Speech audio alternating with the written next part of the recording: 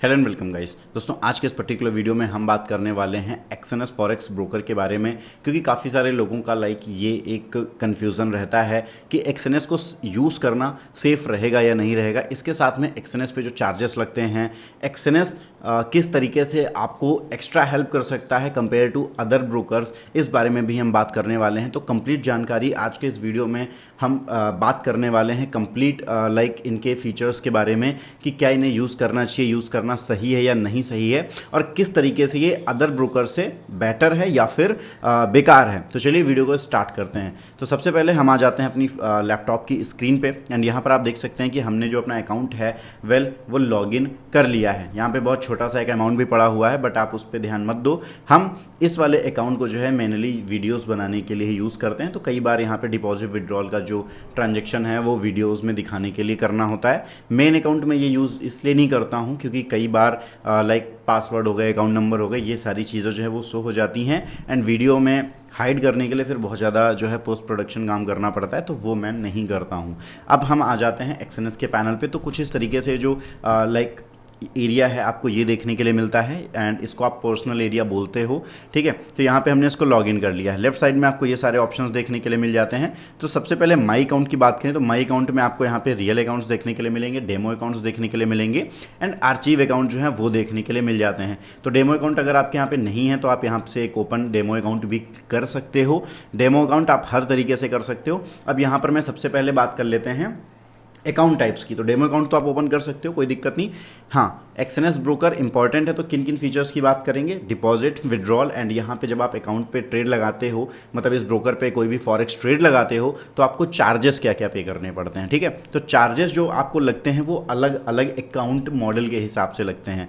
For example standard cent आ जाता है, उसके बाद में प्रोफेशनल अकाउंट्स में pro, raw spread and zero आ जाता है। तो इस तरीके से आपको जो है वो चार्जेस लगते हैं। अब अगर आप यहाँ पर देखेंगे तो रॉ स्प्रेड हो गए एंड प्रो अकाउंट्स हो गए, एंड जीरो अकाउंट्स में आपका जो मिनिमम डिपॉजिट होना चाहिए वो अभी के टाइम 500 यूएसडी जो है वो होना चाहिए। अब पहले के जो अकाउंट्स हैं आप देखोगे, मेरा जो अकाउंट है वो रॉ स्प्रेड है, तो यहाँ पे आप $7.86 जब पड़े हुए हैं फिर भी ये काम कर रहा है, एंड ठीक है। तो ये सारी चीज़ें हो गई, आप उसको इग्नोर करो। फिलहाल अभी हम करंट सिचुएशंस के बारे में बात करते हैं।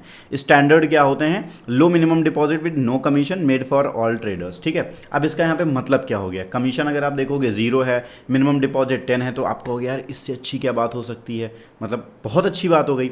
लेकिन ऐसा नहीं है। यहाँ पर जो मिनिमम स्प्रेड है वो 20 पिप्स है, 0.20 पिप्स है। स्प्रेड इसके ऊपर बढ़ सकता है, मतलब फॉर एग्जाम्पल क्या स्प्रेड किसे कहते हैं मैं आपको बहुत ही इन शॉर्ट बता देता हूँ। किसी भी चीज़ का मार्केट प्राइस 100 रुपये है, आप उसे 95 पे खरीदते हैं एंड 105 पे बेचते हैं, तो आपको यहाँ पे 20 रुपये जो बीच में 10 रुपये का प्रॉफिट होता है, उसी को 10 का जो है वो ऊपर नीचे स्प्रेड बोलते हैं। तो वैसे ही जब कोई फॉर एग्जांपल किसी पेयर का प्राइस 100 रुपीज़ चल रहा है, 100 चल रहा है, तो जब आप बाई करने जाएंगे तो ऑटोमेटिक वो 105 यानी 105 पे बाई होगा। सेल करने जाएंगे तो वो 95 पे सेल होगा ऑटोमेटिक, ठीक है। तो ये जो बीच का गैप है ये स्प्रेड होता है, एंड ये बीच के जो चार्जेस हैं वो जाते हैं ब्रोकर के पास। आप समझ गए, मतलब 5 जो रुपए हैं वो चले गए ब्रोकर के पास, तो वो हो गया ब्रोकर का कमीशन। तो यहाँ पे डायरेक्ट कमीशन कोई नहीं है, वो पिप्स के जरिए काटते हैं। अब ये तो एक एग्जांपल था। अब बाकी जो है पेयर के वैल्यूज़ क्या रहती हैं उस हिसाब से ये वैरी करता है।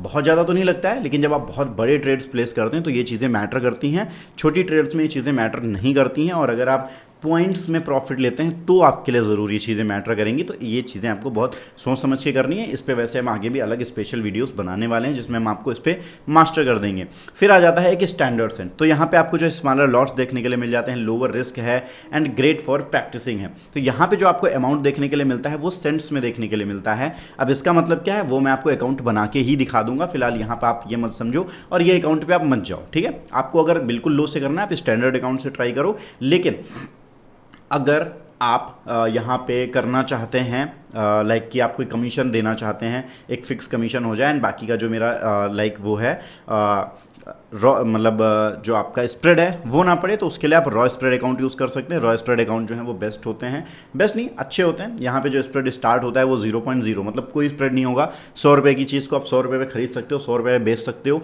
100 रुपये पे बेचा, नीचे गया तो आपने वहाँ पे प्रॉफिट कमा लिया, 100 रुपये पे खरीदा, ऊपर गया आपने प्रॉफिट बना लिया।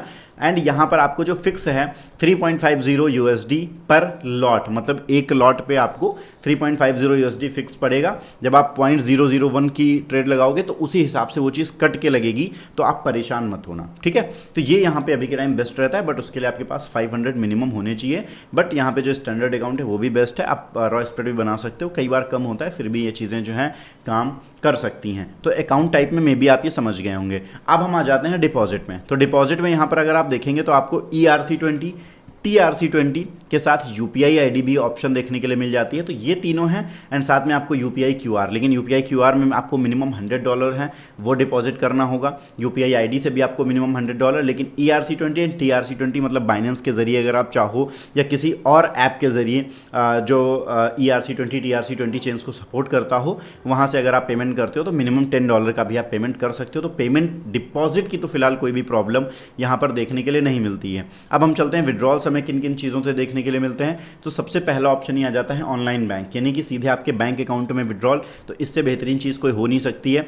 इंस्टेंट से 3 दिन ले लेता है कई बार, वैसे विड्रॉल्स इंस्टेंट रहते हैं इनका कहना है, बट कई बार कुछ लेट होते हैं, तो 3 दिन का अपना एक टाइम भी लेके चलते हैं। लिमिट जो है वो मिनिमम $15 है। ऐसे अगर आप ERC20 पे लेते हैं तो मिनिमम $50, एंड TRC20 पे आप मिनिमम $10 ले सकते हैं। इसके अलावा UPI पे जो है कोई भी यहाँ पे आपको देखने के लिए नहीं मिलता है। साथ में आप अपने अकाउंट्स जो रहते हैं, मतलब कई सारे मल्टीपल ट्रेडिंग अकाउंट्स रहते हैं, उसमें तो शेयर कर ही मतलब ट्रांसफ़र कर ही सकते हैं, अनदर यूज़र को भी ट्रांसफ़र कर सकते हैं। फॉर एग्जांपल मैं आपको ट्रांसफ़र कर सकता हूँ, आप मुझे ट्रांसफ़र कर सकते हैं। एंड इसी वजह से, हालांकि सिक्योरिटी कीज़ बहुत सारी होती हैं, इसी वजह से मैं जो है अपने मेन अकाउंट से यूज़ नहीं करता हूँ, क्योंकि कई बार आपसे गलतियाँ हो जाती हैं और उनमें मैं रिस्क नहीं लेना चाहता।